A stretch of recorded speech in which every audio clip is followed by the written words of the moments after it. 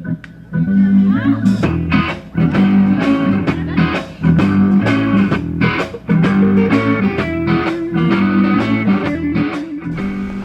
to the Old Okie Workshop. I'm Richard. It's taper jig time. Here's my taper jig. This is the body of the taper jig. This is the arm of the taper jig. Arm is attached to the body at the shoulder by a 3/8 inch bolt. There's a protractor here, 5 degrees, 10 degrees, little indicator in case I need to cut something to a certain number of degrees. And then to hold the arm in place, there's a piece of flat aluminum stock here that's captured underneath this piece of wood, which I tighten down with this tightening knob right here. And this really, you wouldn't believe how tight this holds this thing down, because it will not move once you get this thing tightened down there. Now this arm is only so long, and if I want to move this out to a greater angle, that is not long enough, so that's what this piece is for. Swing this piece in here, put it in here, and I can go out to much wider angles. So that's the basic setup on this, and of course there's the foot, or this is an arm. Can you call this a foot? I don't know, but something down here, maybe it's a thumb, whatever, that holds the piece in place, of course, that you're going to cut the taper on. Okay, so that's the basic overall structure of this thing, and the reason it's so wide is because I didn't like those little narrow things, because this little guy right here always had to taper like that or it would run off the edge. So I went ahead and made this thing real wide like that, so that this thing can be like that. So that's the reason for that. Let's say I want to cut the diagonal on this board. So first thing I do is put a piece of masking tape on here, because that's going to help prevent tear out.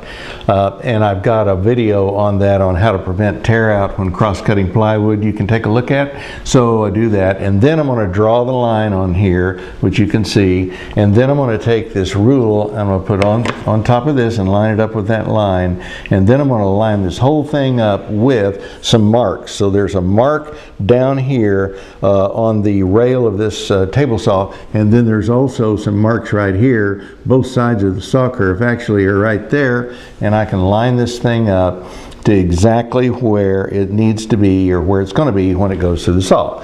Now I've got to get the angle right over here. So I'm going to take this taper jig, I'm going to move the arm out like this until I get the angle just right. So move this fence over like so, and now I've got the angle set perfectly.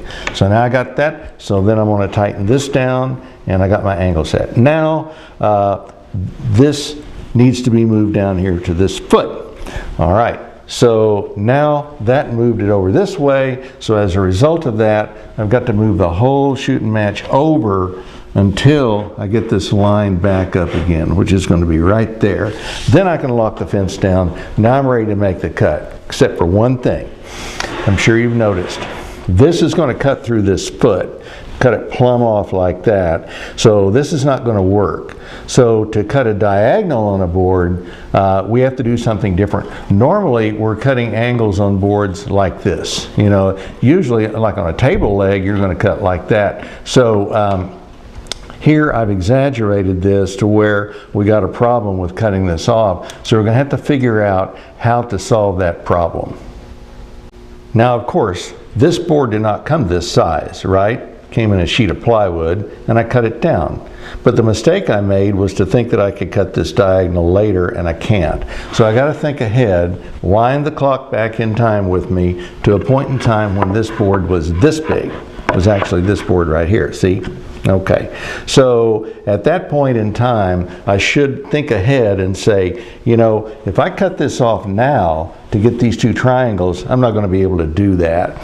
So I better go ahead and cut that angle out of there now. So I'll just simply do it this way. I do this, adjust my arm, do all this stuff, you know, then I make this cut. And then after I make this cut, then I can cut this piece off. So I have the triangle I need here, and to get the triangle that I need here, I simply make this cut like that. So by thinking ahead and leaving a piece on here, you'll be able to actually effectively cut a diagonal in this board and get those two triangles out of there. So you got to plan ahead and do it that way. One more plan ahead item. Let's suppose that you want these triangles to wind up being 16 by 20. Okay, so if you cut this board 16 by 20, guess what? Your triangles are too small, and that's because you're going to lose material here.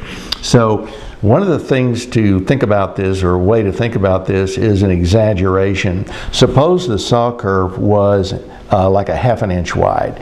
Then obviously when you cut a ½ inch out of this, then these two pieces, when you put them back together, they're smaller than 16 by 20. So if you want to get 16 by 20 dimensions on the sides of these two triangles, it's going to have to be a little bit bigger than that, like maybe a 1/16 of an inch or something, probably about a 1/16 of an inch bigger. Now you could do the calculations and figure it out exactly, but the point is that it's going to be smaller because you're going to lose material in this saw curve. So that's another thing to plan ahead for.